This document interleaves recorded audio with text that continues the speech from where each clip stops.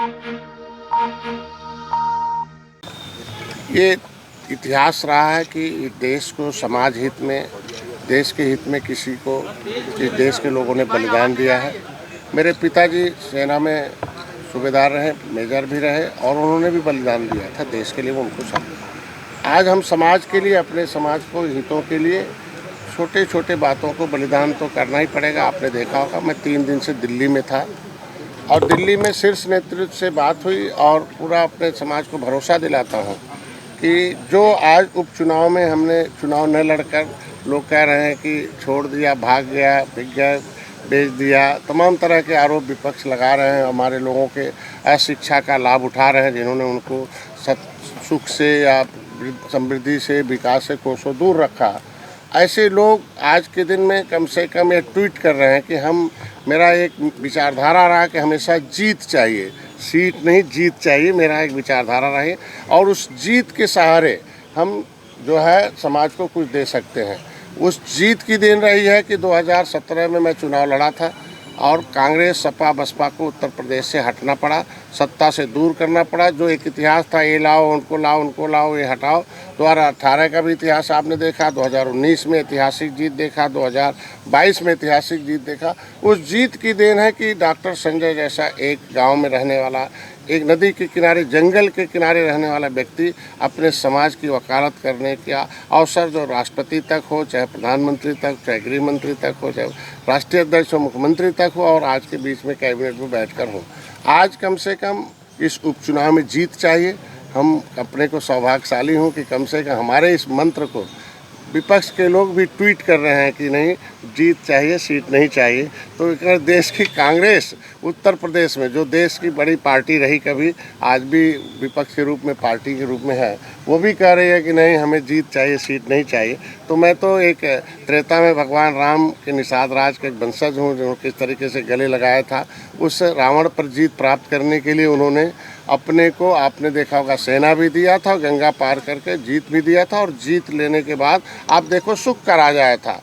तो सुख शांति चाहिए, फिर से निषादों का हक चाहिए, उसके लिए हम जीत के लिए आए हैं। हमने भी दिल्ली में बैठक हुई और मैंने उनसे बता दिया कि जीत के लिए एक ही है कि हमारे समाज के लोग जो है एक तरीके से थोड़ा गुस्से में है। उनका एक कांग्रेस ने, सपा, बसपा ने इनके आरक्षण के मुद्दे को लटकाए रखा और हम लोग भी आए और यहाँ भी अभी तो केंद्र राज्य में सरकार है, यहाँ नहीं हुआ। मैं बधाई दूंगा राष्ट्रीय अध्यक्ष को।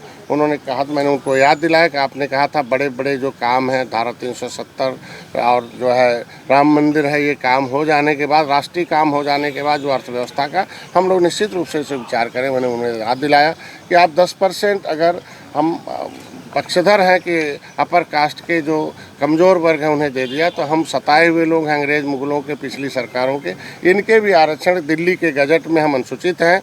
रामचरित्र निषाद को आपने ला के मछली शहर लड़ाया था, तो उत्तर प्रदेश के गजट में हमें ओबीसी में डालकर इन पिछली सरकारों ने हमारे साथ अन्याय किया है। हमारे लोग न्याय के लिए, हमारे माननीय योगी जी आवाज़ उठाते रहे, वो वीडियो चल रहे हैं, तमाम विपक्ष उसको ट्रोल कराता है कि हमको छोड़कर आप आरक्षण के लिए गए थे, तो अब क्या हुआ आरक्षण का। तो उस पर हमारे समाज के लोग पीडीए का हिस्सा बन जाते हैं थोड़ा बहुत कहीं, और इसकी वजह से आप देखो पिछली बार आंशिक सफलता मिल गई 2022 में। तो मैं इतना चाहूँगा कि आज के दिन में जो बातें हुई हैं कि हमारे इस आरक्षण के मुद्दे पर पहल होगा, बैठक होगी दीपावली बाद।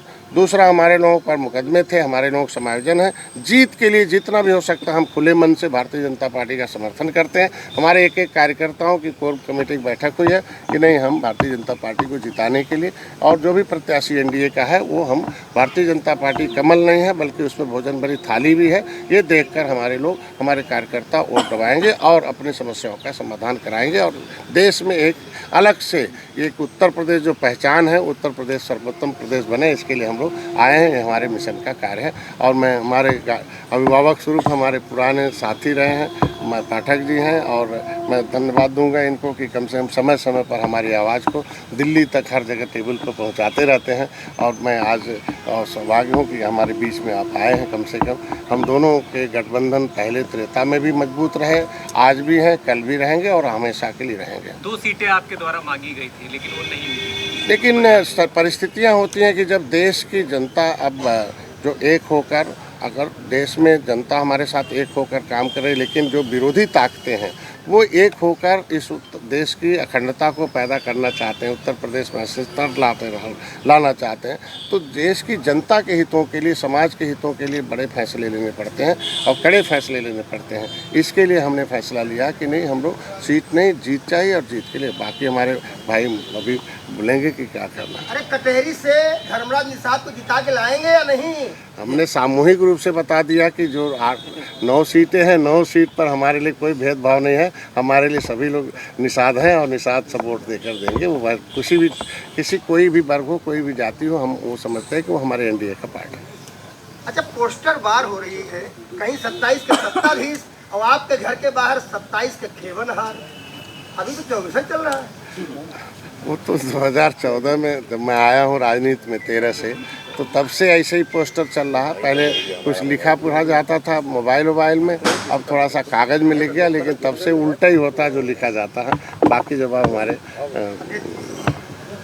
सबसे पहले मैं आभार प्रकट करूंगा अपने मित्र निषाद पार्टी के राष्ट्रीय अध्यक्ष डॉक्टर संजय निषाद जी का, उनकी पूरी राष्ट्रीय कार्यकारिणी का, राष्ट्रीय पदाधिकारियों का, अपने पूर्व सांसद प्रवीण निषाद जी का, अपने सभी निषाद पार्टी के सभी वरिष्ठ नेताओं का, कार्यकर्ताओं का।